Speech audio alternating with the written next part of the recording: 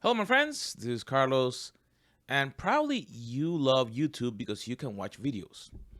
And if you want to host your videos in YouTube, it's a great place. But when you embed it on a page, one of the things that happen is that you get all the YouTube branding.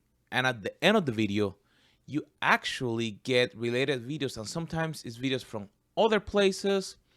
But what if there could be an answer to fix that? So let's dive into that to how to add your Clickfunnels page. So let me just go there. So let's say I have a simple page in here. I have a title, that is a headline, and I have a regular video element.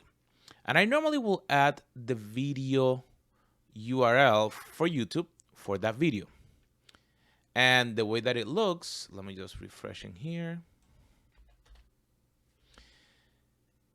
is that you will have, you see all the YouTube branding. Your video will play, but you will have all the YouTube branding. And at the end of the video, you actually get then the details about the other videos. What if we can change that? That is what I was talking about. I found a way that we can use a website called Killer Player. And what it does is that all you have to do is that you type your YouTube URL and you click next. And they will create a player without no branding, without anything else.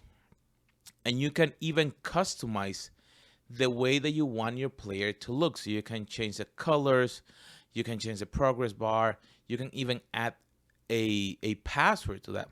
So when you're happy to it, all you have to do, you click embed, and it's gonna give you an iframe.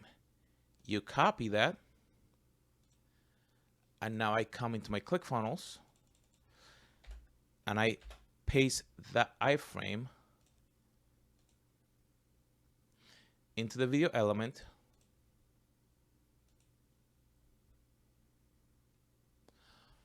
Voila, no more YouTube branding. So now you can play your video. You have all the controls, and you can go then all the way to the end. That is, you see, you get no suggested video. So I hope you've been helpful. If you have any questions, please let me know.